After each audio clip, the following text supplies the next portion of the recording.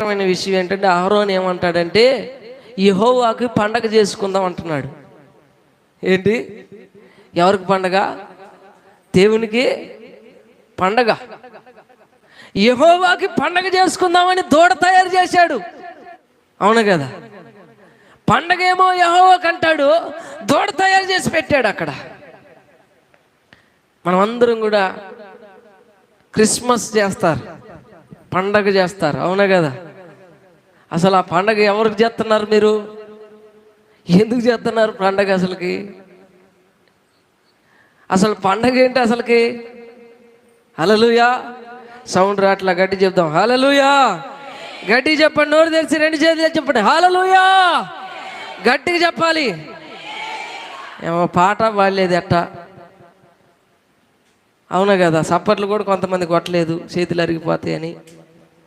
ఇంటి దగ్గర సరిగ్గా పని చేయరు, ఇక్కడ సప్పట్లు కొట్టట్లా. రాత్రి ఒక ఆయన ప్రార్థన అంతా అయిపోయాక ఎర్రగా ఉన్నాయి ఆయన కళ్ళు.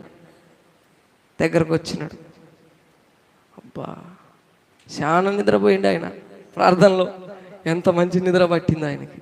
హల్లెలూయా. గట్టి చెప్దాం ఒకసారి హల్లెలూయా. నోరు తెరిచి చెప్పాలి హల్లెలూయా, హల్లెలూయా. ఇక్కడ పండగేమో యెహోవాకి అంటాడు, దూడకి బలి అర్పణలు అల్పిస్తున్నారు. చాలాసార్లు మనం పండగ చేస్తాం, అది ఎవరికి ఇష్టమైనది. ఇక్కడ బలులు కూడా అర్పించడం జరుగుతోంది. పాప పరిహారార్థ బలులు, అనేకమైన బలులు అర్పితములు అక్కడ జరుగుతున్నాయి. చాలా మంది బలి అర్పిస్తున్నారు, పండగ చేస్తున్నారు, దూడకు చేస్తున్నారు. ఇదంతా హల్లెలూయా, దేవుని కాదు. ఎవరికి చేస్తున్నారు మీరు పండగ? నేను అడుగుతున్నాను, మీరు కరెక్ట్ అయిన సమాధానం చెప్పండి. పండుగ వస్తే నేనే బట్టలు కుట్టుకుని నేనే చెప్తా, నాకా నుంచే స్టార్ట్ చేస్తా, మీకు అర్థమైపోద్ది. కొత్త బట్టలు నేనే కుట్టించుకున్నా. అవునా కదా? ఓకే. తర్వాత మంచిగా బిర్యానీ చేసుకున్నా. ఎవరు చేసుకున్నారు? ఎవరు తింటారు? పండగ ఎవరికి?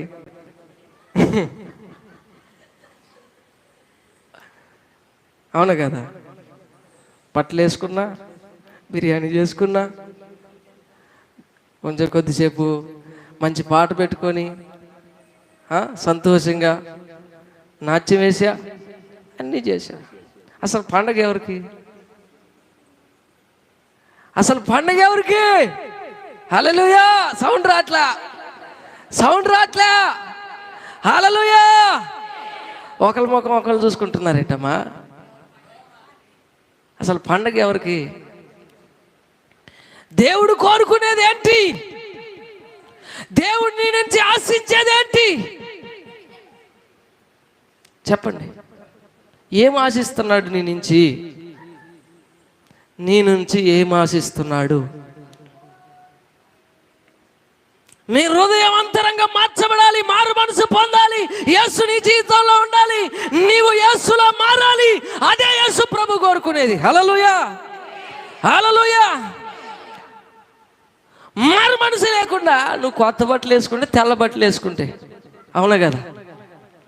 నీ మనసు, నీ బుద్ధి, నీ ఆలోచన, నీ తలంపు, నీ ఉద్దేశం ఏది మారకుండా నువ్వు ఏం చేస్తే ఏంటి? ఏమీ లేదు. ఏమి ప్రయోజనం లేదు. అవునా కదా?